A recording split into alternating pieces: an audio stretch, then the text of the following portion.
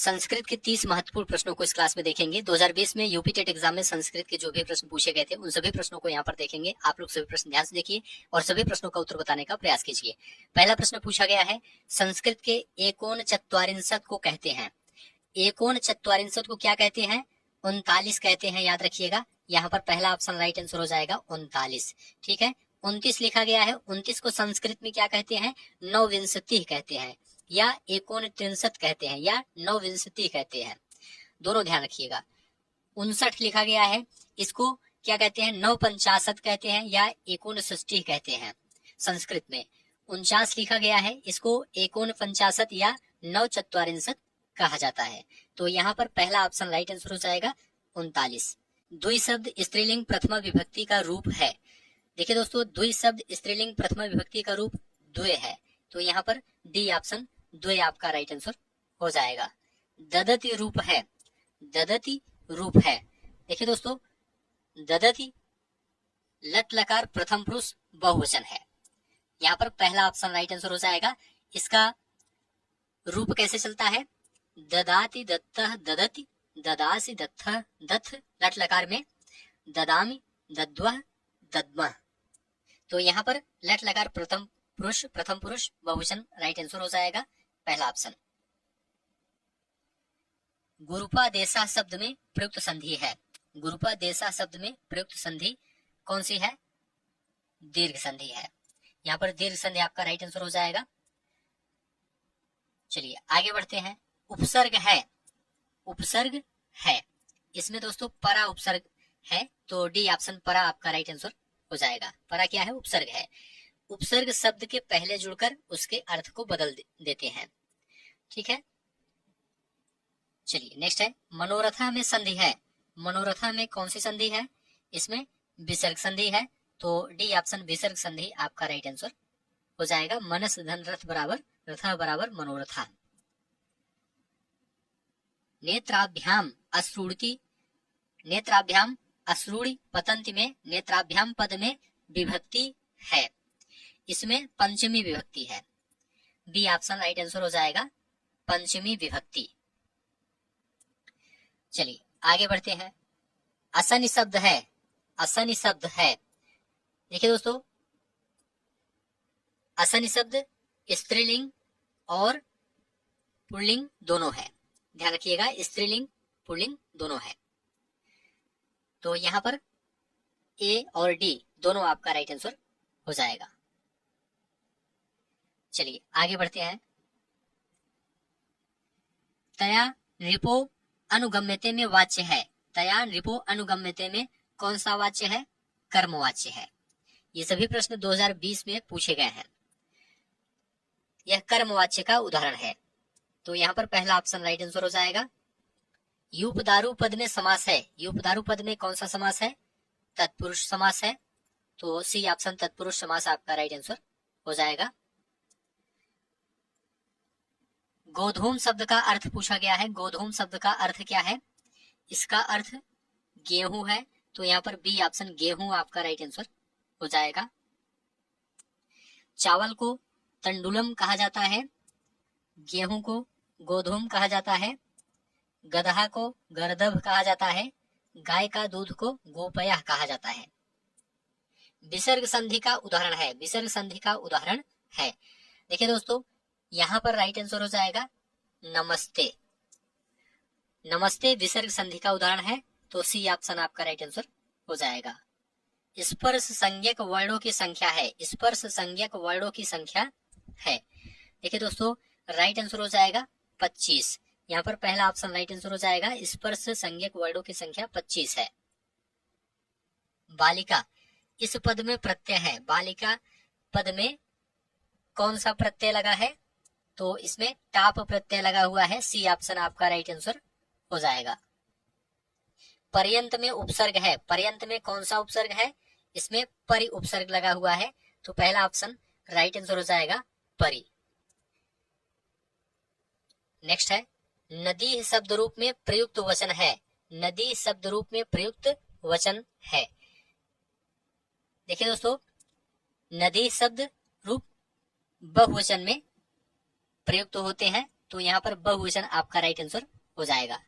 नदी इकारांत स्त्रीलिंग में इसका रूप चलता है नदी नद्यो नद्या, नदीम नद्यो नदी, नद्या नदीभ्याम नदीभिः, नद्यै नदीभ्याम नदीभ्यः, नद्या नदीभ्याम नदीभ्यः, नद्या नद्यो नदीनाम, नद्याम नद्यो नदीसु, हे नदी हे नद्यो हे नद्या। इस तरह से चलता है, इसे आपको याद रखना है क्योंकि एग्जाम में पूछा जाता है। आकारांत पुल्लिंग शब्द का उदाहरण है रामः, बी ऑप्शन राइट आंसर हो जाएगा। रामः आकारांत पुल्लिंग शब्द का उदाहरण है, तो बी ऑप्शन राइट आंसर हो जाएगा। प्रयोज्यते में संधि पूछा गया है, प्रयोज्यते में कौन सी संधि है, तो इसमें पर रूप संधि है, सी ऑप्शन पर रूप संधि आपका राइट आंसर हो जाएगा। व वर्ण का उच्चारण स्थान है, व वर्ण का उच्चारण स्थान क्या है, दंतोष्ठ है, दंतोष्ठ है, तो डी ऑप्शन राइट आंसर हो जाएगा। घुटने के लिए उपयुक्त संस्कृत शब्द है, घुटने के लिए उपयुक्त संस्कृत शब्द जानू है, यहाँ पर पहला ऑप्शन राइट आंसर हो जाएगा जानू। जानू मतलब घुटना। उरु का मतलब होता है जंघा, ठीक है। हनु का मतलब होता है टुड्डी। यहाँ पर गद्यांश दिया गया है, गद्यांश को पढ़ करके नीचे लिखे प्रश्नों का उत्तर देना है। तो चलिए गद्यांश को पढ़ते हैं। समाजे सर्वत्र दुर्जनाः पीड्यन्ति जनान्, समाज में हर जगह बुरे लोग लोगों पर अत्याचार करते हैं। यद्यपि सज्जनानां संख्या अधिका अस्ति तथापि दुर्जना एव प्रबलाः इति महदाश्चर्यम्, मतलब यह आश्चर्य की बात है कि भले ही बहुत से अच्छे लोग हैं लेकिन बुरे लोग सबसे ज्यादा ताकतवर हैं या ताकतवर होते हैं। यतो ही सज्जना प्रायः तटस्था भवन्ति, क्योंकि अच्छे लोग आमतौर पर तटस्थ रहते हैं। यदि दुर्जनानां प्रतिपदम विरोधम सज्जनाः करिष्यन्ति तर्हि निश्चयेन समाजः निर्भयो भविष्यति। अगर धर्मी लोग हर कदम पर दुष्टों का विरोध करें तो समाज निश्चित रूप से निडर होगा। उपर्युक्त गद्य के अनुसार समाज में किसकी संख्या कम है, उपर्युक्त गद्य के अनुसार समाज में किसकी संख्या कम है, तो देखिए दोस्तों यहाँ पर राइट आंसर हो जाएगा दुर्जनों की संख्या कम है। उपर्युक्त गद्य के अनुसार दुष्ट लोग समाज में क्यों प्रबल दिखते हैं, क्योंकि सज्जन तटस्थ रहते हैं इसलिए, तो पहला ऑप्शन राइट आंसर हो जाएगा। श्लोक को पढ़ करके नीचे लिखे प्रश्नों का उत्तर देना है। महान वृक्षो जायते, यहाँ पर वृक्ष होना चाहिए, यहाँ पर टाइपिंग मिस्टेक हो गया है, तो सही श्लोक को यहाँ पर पढ़ के बता दिया जा रहा है, उसके बाद प्रश्नों को देखेंगे। महान वृक्षो जायते वर्धते च तम चैव भूतानि समाश्रयन्ति, ऐसा होना चाहिए, यहाँ पर गलत लिखा गया है। यदा वृक्षस दते दायते च तदाश्रया अनिकेता भवन्ति, इस तरह से होना चाहिए। इसका अर्थ है जैसे एक बड़ा वृक्ष अनेक जीवों को छाया और सहारा देता है, वैसे ही एक महान व्यक्ति अनेक लोगों को सहारा देता है। जब वह वृक्ष या महान व्यक्ति नष्ट हो जाता है तो उसके सहारे जीने वाले लोग भी संकट में पड़ जाते हैं। चलिए यहाँ पर प्रश्न देखेंगे, इस श्लोक का भाव क्या है, श्लोक का भाव यहाँ पर पूछा गया है। तो देखिए दोस्तों इसका भाव है प्राणी जो वृक्ष पर आश्रित होते हैं, वृक्ष के नष्ट होने पर भी वे निराश्रित हो जाते हैं, तो यहाँ पर सी ऑप्शन आपका राइट आंसर हो जाएगा। उपयुक्त श्लोक में भूतानि का तात्पर्य है, भूतानि का तात्पर्य पूछा गया है, तो प्राणी आपका राइट आंसर हो जाएगा। भूतानि का तात्पर्य प्राणी है। भू धातु का लोट लकार मध्यम पुरुष एक वचन का रूप क्या होगा, भू धातु का लोट लकार मध्यम पुरुष एक वचन का रूप है भव, यहाँ पर डी ऑप्शन भव आपका राइट आंसर हो जाएगा। देखिए दोस्तों भू धातु लोट लकार में रूप चलेगा भवतु भवताम भवंतु भव भवतम भवत भवानी भवाव भवाम, तो डी ऑप्शन राइट आंसर हो जाएगा। सर्वनाम शब्द हैं, सर्वनाम शब्द हैं, सर्वः पहला ऑप्शन राइट आंसर हो जाएगा। सर्वः मतलब सब, यह सर्वनाम शब्द है। स्थूलः यह क्या है, विशेषण है। प्रातः विशेषण है। पुत्र संज्ञा है। कुंजर शब्द का अर्थ है, इसका अर्थ है हाथी। कुंजर शब्द का अर्थ क्या है, हाथी है। और मृगः का अर्थ हिरण होता है। सुकरः का अर्थ शुगर होता है। अहि का अर्थ सर्प होता है। मातृ शब्द का तृतीय विभक्ति एकवचन में रूप होता है। मातृ शब्द का तृतीय विभक्ति एकवचन में रूप क्या होता है? मात्रा होता है। तो बी ऑप्शन आपका राइट आंसर हो जाएगा, मात्रा। चलिए आगे बढ़ते हैं। सुबंधु की रचना है। सुबंधु की रचना है।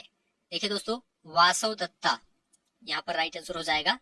वासव दत्ता सुबंधु की रचना है। मेघदूतम कालिदास कृत खंड काव्य है। अभिज्ञान शाकुंतलम कालिदास का अद्वितीय नाटक है। स्वप्न वासव दत्तम भास का नाटक है। निम्नलिखित में से कौन सा स्वर है?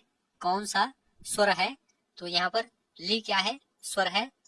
बी ऑप्शन आपका राइट आंसर हो जाएगा। तो ठीक है दोस्तों, इस क्लास को यहीं पर समाप्त करते हैं। आप लोग कमेंट करके बताइए 30 प्रश्नों में आपका कितना स्कोर सही हुआ है। ऐसे ही प्रश्न यूपी टेट एग्जाम में पूछे जाते हैं। आपको रूप जरूर याद कर लेना है, क्योंकि रूप से प्रश्न पूछे जाते हैं। उम्मीद है यह क्लास आपको अच्छा लगा है तो चैनल को सब्सक्राइब कीजिए, दोस्तों शेयर कीजिए और कमेंट में लिखकर जरूर बताइए। इस क्लास को देखने के लिए आप सभी का बहुत बहुत धन्यवाद।